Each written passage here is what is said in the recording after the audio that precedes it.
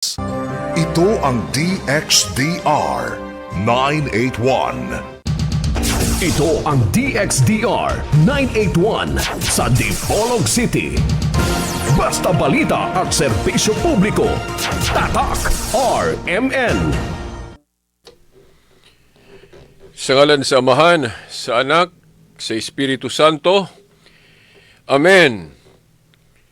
Mga suki nga tigpaminaw, mga ginikanan, mga suki ning tulumanon, ang kahayag sa pagtuong Katoliko, kahayag og tubag Katoliko. Nasayod ba mo nga dunay kasaysayan nga nagtuo ang uban natong mga igsuon nga gidid-an sa mga pari ang katawhan nga makabasa og Biblia? Nahibalo ba mo ana? Naa ba sa inyong hunahuna nga naay history o naay kasaysayan nga nagbutyag nga adunay panahon kaniadto nga ang mga pari gadili sa pagbasa og Biblia? Nga nahadlo kuno ang mga pari nga masayod sa kamatuuran kitang mga tao mao nang gidid-an kita sa pagbasa sa Biblia? Siguro ang uban ninyo maog yun ay gihuna-huna. Gani ako nasayod pug ko niana.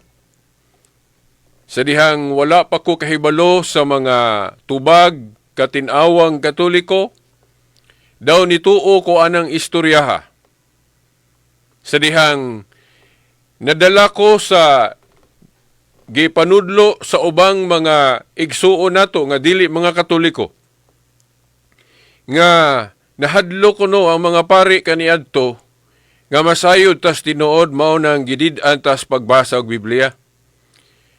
Dayon doon na pa istorya nga tungod kay naa kuno'y nagbasag Biblia nga nabuang. Makabuang kuno ba kung mubasa tag Biblia? Now, sa akong nahibawan, dili na tinuod nga nahadlok ang simbahan nga magbasa tag Biblia. Hinoon, dunay mga kabalaka ang simbahan. Dunay kabalaka ang mga pari nga kung mapasagdan ta og basa-basa sa Biblia, nga walay mugiya nato nga maantigo sa official teaching o insakto nga pagsabot, insakto nga exegesis sa Biblia. Kung pasagdan kuno ta, mapasagdan kuno ta nga magbasa og Biblia, nga wala tay giya. Walay mugiya nato nga maantigo.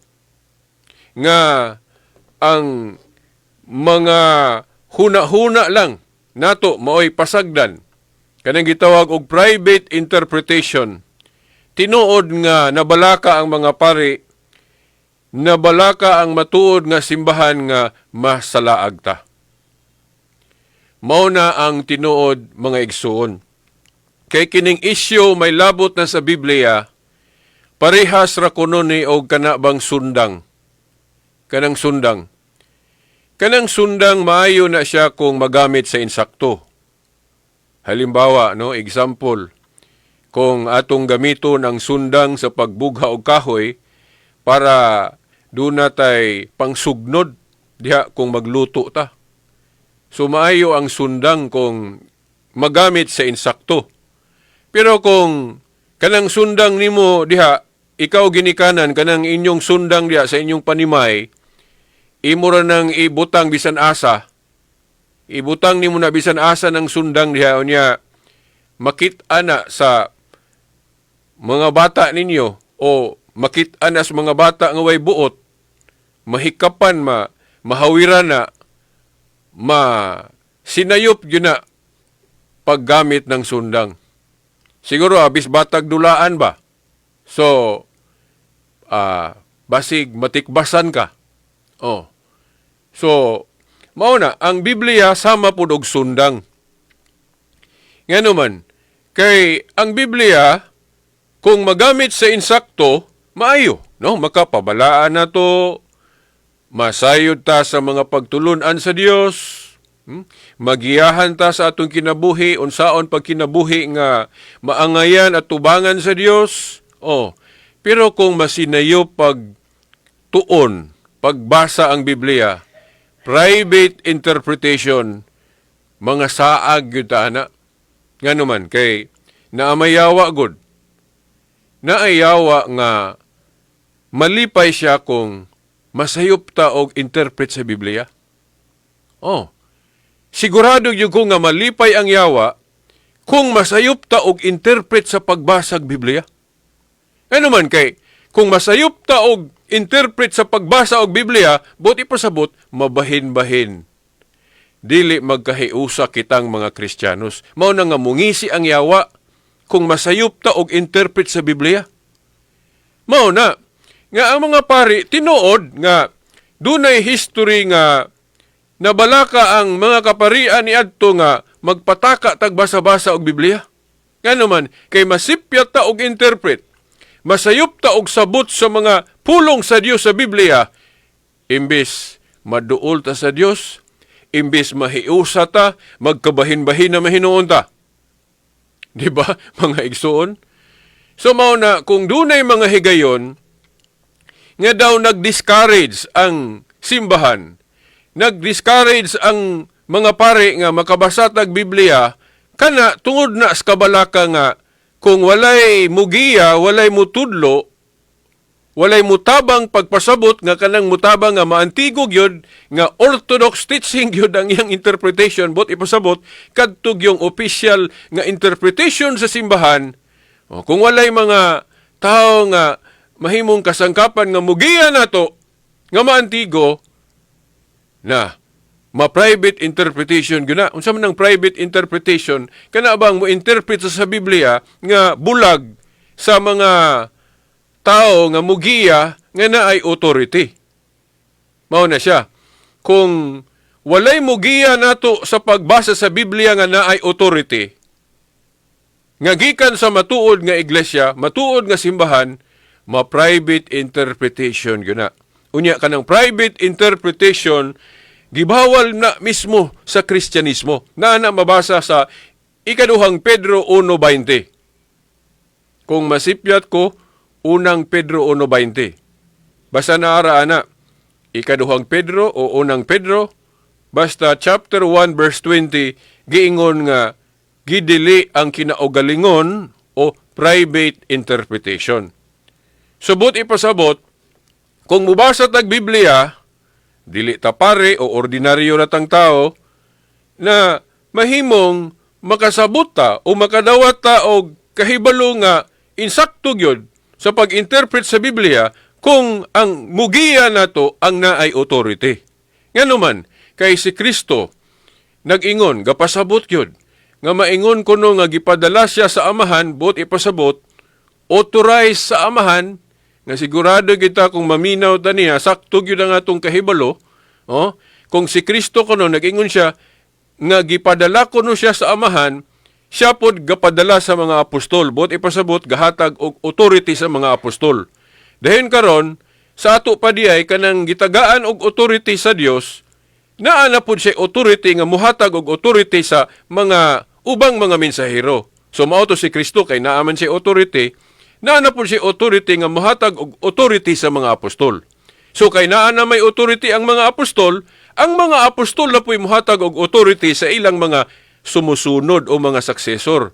Maong tan-aw na to ang history. Kinsa man tong giordinahan, kinsa man tong gitagaag authority sa mga apostol. Mao nang dili magsilbi gyud kung dili nato i-appeal ang history sa pagbase. Dili nato himuong basihan ang history sa pagpangita as tinuod nga simbahan, masipyat gyud ana. Di kita magkadimao ana kay ma-private interpretation man gyud ang atong pagtuon pagbasa sa Biblia. Kay kinahanglan ato mang subayon. Ato mang subayan kung kanang atong interpretation mutakdo na sa interpretation sa naay authority. Di ba? Mao bitong nadaghan ning relihiyon wa ta magkahiusa agian ng private interpretation bulag sa ana ay authority nga gihatag sa Dios. Klaro kayo na, no? Nga si Kristo gahatag og authority sa mga apostol, din ang mga apostol pod gahatag og authority sa ilang mga sumusunod nga sigurado ko kay ako na nangasubay, nasuri na nako, okay, mga obispong katoliko di ay ang successor o tinuod nga naay authority nga gikan sa mga apostol. Atong ipahinumdom kay tingali daghan pang wa kahibalo nga naminaw ron. Unsa may mga example nga mga obispong katoliko nga direktamente gyud nga gitagaag authority sa mga apostol. Maghatag ta og tulo lang ka example. Kadtong naila sa history, church history nga si Ignatius of Antioch. The third bishop, ikatulong obispo sa Antioch, no? Kay na leader o na obispo ni adto sa Antioch, sa wa pa nakaadto si Pedro sa Roma, siya may nahimong leader o obispo dito sa Antioch. Dayon sa dihang ni paingon na, ni paingon na si Pedro sa Roma, nana sa church history, ang napuli niya nga head o bishop sa Antioch si Ebudios. Dayon, sunod ni Ebudios nga obispo sa Antioch si Ignacio. Obispo Ignacio, disipulo na ni San Juan. Disipulo na ni San Juan, apostol, no, ebanghilista. So, kinsa man, unsa man grupuha ang makaangkon nga miyembro na si Obispo Ignacio, nga disipulo ni San Juan, o may laing relihiyon mo makahatag og pamatuod ana. Katoliko man. Di ba? Katoliko. Then, gawas ni Obispo Ignacio na pailain, si Bishop Polycarp. Si Bishop Polycarp, disipulo na siya ni San Juan gihapon. Unya, katoliko ra may makaangkon nga obispo na siyang katoliko. Tungod kay, mao man ay makita sa history. Dili man makaangkon ang protestante ana, kay ang protestante nagsugod sa ika-16 nga siglo naman. 1517. Itong pag-rebuilde ni Martin Luther nga usa ka pari. Dili po na maangkon nga leader o executive minister o obispo sa Iglesia ni Cristo si Polycarp o si Ignacio. Dili sila kaangkon kay nagsugod ang Iglesia ni Cristo ni Manalo 1914 ragod. O uban pang mga relihiyon nga awahin na natuko, di nila maangkon nga ilang obispo si Ignacio o si Polycarp nga puros disipulo ni San Juan. Katoliko mo'y makaangkon ni ana nga tinuod yun. So mao na, then napatoy lain si Ireneo. Si Ireneo nga dili siya direktamente disciple o apostol, pero ang iyang teacher, ang gatudlo ni Ireneo, Bishop Ireneo, kung ako masayop, si Polycarp, no? Kung ako masayop pag hinumdum sa akong nabasa sa history. Si Bishop Polycarp, nga disipulo ni Apostol Juan, naapod siya nahimong disipulo nga si Ireneo, nga nahimo pong obispo. Katoliko na, puros mga obispuha. Mauna nga, ang authority sa mga apostol na sa mga obispong katoliko. So kay naaman sa mga obispong katoliko ang authority sa mga apostol, so naa sa katoliko ang gitawag natog authoritative interpretation nga mo'y valid. Mao nay opposite sa private interpretation. Ang private interpretation gibawal man na sa Biblia, so dapat ang atong interpretation sa Biblia authoritative. Unsa man ang authoritative interpretation? Kanang interpretation nga gikan sa mga tao nga naay authority. Na kinsa may naay authority sa atong panahon ron, di atong itrace sa history. Unsang relihiyon na, unsang simbahan na nga ang iyang history, ang iyang root, ang iyang kagikan, mautong grupo sa mga apostol. Ang simbahan nga sumpay gyud sa simbahan sa mga apostol sa ilang panahon, wa may laing makaangkon na simbahang katoliko raman. Okay. na hinumdum ko sa Pasugo Magazine sa mga iglesia ni Kristo. Na hinumdum ko nga bisan sila ni angkon ana ni admitar nga only the Catholic Church can trace its origin from the time of the apostles. Aminado sila ana, only the Catholic Church can trace its origin from the time of the apostles.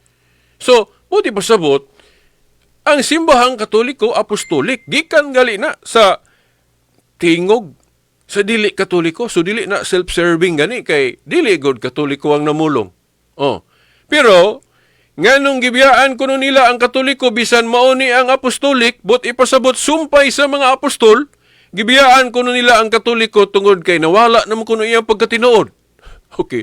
Kay matod pa nila, tibuok na talikod man daw ang iglesia nga gisugdan ni Kristo. Nakikilabot. Okay. Nakatagalog yapon no? Bisag Bisaya na ta. Okay. Unsa may Bisaya na pud anang nakikilabot, no? Ambot lang, no? Wa sa kong huna-huna. Basta, para na ako, akuan lang, ngilingig lang ang akong himuong termino. Matay ngilingiga kaya ng pasanginla na to.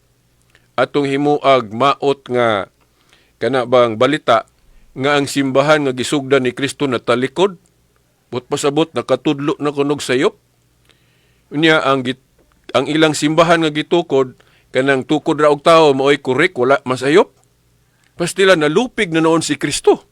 Kaya nga naman, ang gisugdan ni Kristo na sayop. Okay, unya ang gisugdan ni Felix Manalo wala masayop sa pagtudlo. Ang gisugdan ni Ellen White wala masayop. Ang gisugdan ni Kibuloy wala masayop. Ang gisugdan ni Peter Tanchi sa CCF wala masayop kuno og tudlo. Ang gisugdan sa mga tao ra press nato wala masayop. Mao bitaw nga padayon na sila kay sakto man kuno sila.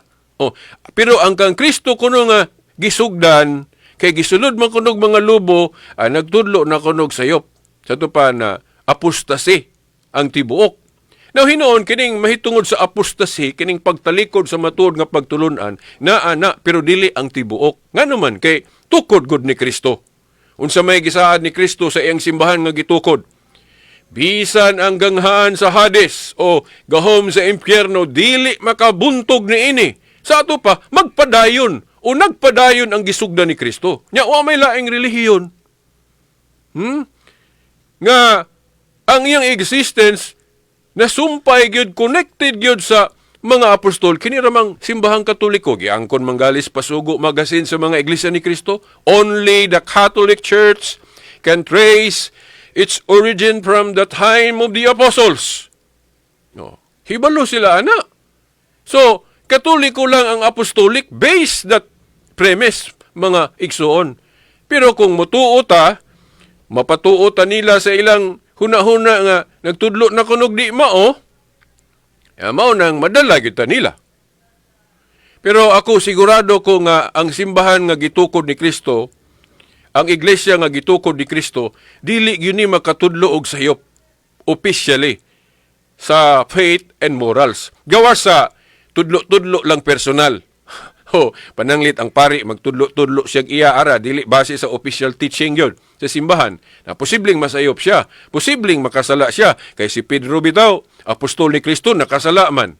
Dahil personal pod, nasayop pod si Pedro. Puros na apostol. Pinili ni Kristo. Nga sa ato pa, ang ato pong mga obispo, dili ta matingala kung masayo po sila personal. Makasala po sila personal. Bisan ang Santo Papa, di ta matingala, makasala personal, masayo personal. Pero sa faith and morals, tuluhuan og pamatasan, nga giyahan sa Espiritu Santo ang simbahan, dili masayop. Mabitaw nga sa history, na may mga Santo Papa nga bad popes, pero gamay ra na sila, pila ra na kalugas, maihap ra. Mga 3, 4, 5 ra siguro, kung wa ko masayop. Pero mas daghang Santo Papa ang buutan. Okay. Pero ang milagro diha, kanang mga Santo Papang nahimong bad, kanang mga buluyagon nga Santo Papa sa personal, pero wala gid sila makatudlo og pagtulunan nga nahimong opisyal sa simbahang Katoliko nga sayop. Mo hagit ko ninyo mga igsoon, no? kamong mga nag-akusar sa Katoliko, kinsang Santo Papaha nga bad o bad pope nga nakatudlo og pagtulunan nga naapil diha sa official teaching sa simbahang Katoliko nga sayop o heretical. Wala oy, munay miracle diha. Nga bisan dunay pipila ka Santo Papa nga nahimong buluyagon, nahimong daotan personally, pero wala sila'y natudlo nga naapil, nasambog diha sa official teaching. Yan ang gitawag na tog magisterial teaching sa simbahan. Munay milagro diha. Nganong milagro na? Uy, nahimugod silang bad. Unya nganong wa man sila katudlo nga naapil sa official teaching sa simbahang Katoliko. Milagro. Dili gid po na mahitabo nga ang tinuod nga simbahan masagulan og teaching nga sayop. Ngano man kay Holy Spirit gud ang gagiya, ga-protect sa teaching faculty sa matuod nga iglesia para dili masayop. Kay kung masayop ang tinuod nga simbahan nga gisugdan ni Kristo, unsaon pag-harmonize ana sa giingon ni Apostol Pablo nga ang simbahan o iglesia kuno nga gisugdan ni Kristo, pillar and foundation of the truth. Haligi og sukaranan sa kamatuoran kuno ang gisugdan ni Kristo nga simbahan. So kung haligi og sukaranan sa kamatuoran ang gisugdan ni Kristo nga simbahan, unsaon pagkasayop ana? Di ba? So faith and morals tuluhuan og pamatasan.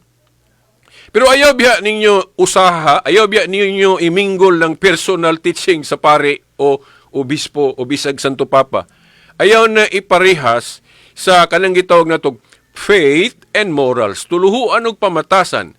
Kanang gitudlo sa teaching faculty o kanang mga official teaching sa simbahan, ayaw na iparehas kay ang faith and morals giya sa Espiritu Santo mao na gipasabot nato nga di masayop. Pero kung ang pare o obispo magtudlo-tudlo rag gikan na silang kaugalingon, private, pwede sila masayop diha.